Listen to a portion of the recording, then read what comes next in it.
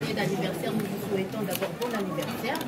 Et à l'occasion de la journée du 8 mars, vous avez demandé aux femmes de décréter cette journée mémorable pour dire au monde entier que les femmes de la RDC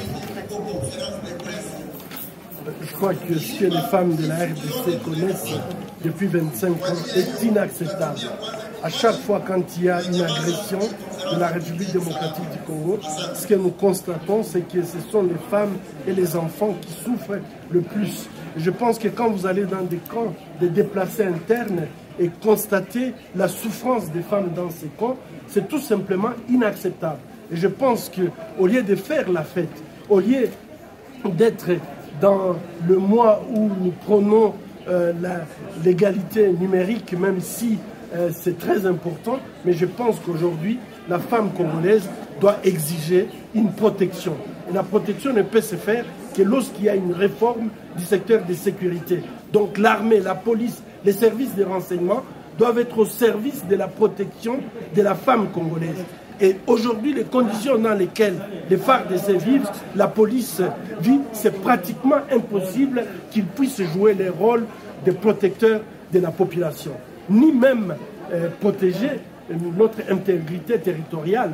C'est pour cette raison que chaque pays, en fait, vient faire son aventure en République démocratique du Congo. Et quand ces aventures se passent, ce sont les femmes et les enfants qui souffrent. Donc, au lieu de faire la fête, il faut plutôt être en deuil.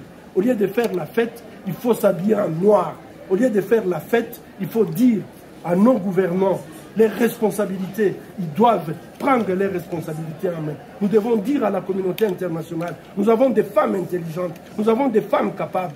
Pourquoi on fait des négociations sans les femmes, alors que la 1325 l'exige? Il faut absolument que nous puissions, que les femmes congolaises puissent exiger des sanctions contre leurs agresseurs.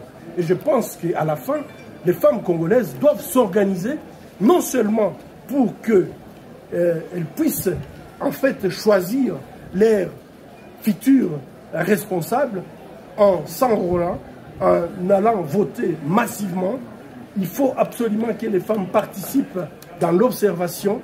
Il faut qu'il y ait des femmes témoins, mais aussi il faut qu'il y ait des femmes candidates qui vont représenter les autres femmes, puisque notre constitution permet qu'elles soient représentées à 50% dans toutes les institutions. Aujourd'hui, on est loin du compte. Et enfin, je crois que c'est très très important que ce mois de mars, la voix des femmes puisse être écoutée sur ces points que je viens d'évoquer. Vous avez suggéré au peuple congolais d'arrêter la consommation des produits rwandais, n'est-ce pas une forme de discrimination? Non, non, je n'ai pas dit ça. J'ai dit on doit fermer les frontières pour manifester notre mécontentement. On ne peut pas. Les échanges commerciaux permettent les pays de vivre. Et à chaque fois quand nous allons acheter au Rwanda, nous payons des taxes au Rwanda. Mais ces taxes servent à payer les armes pour venir exterminer la population congolaise. Et je crois que sur ces points-là, je garde ma position.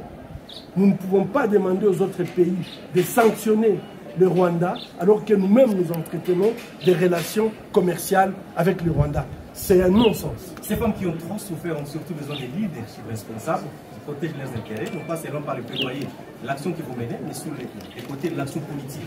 Pour vous garder à écouter la voix de celles qui crient au secours du docteur et en devenant désormais les premiers responsables, les premiers décideurs.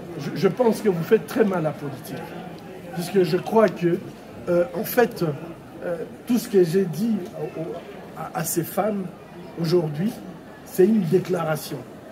Et il vous appartient à vous de comprendre le message. Mon message est très clair.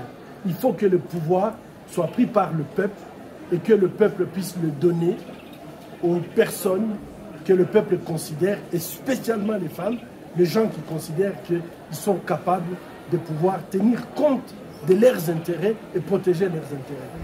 10 ans de l'accord cadre, Dr Denis Mukwege, vous avez déclaré dans votre réflexion qu'il est temps de sortir de la tragédie congolaise.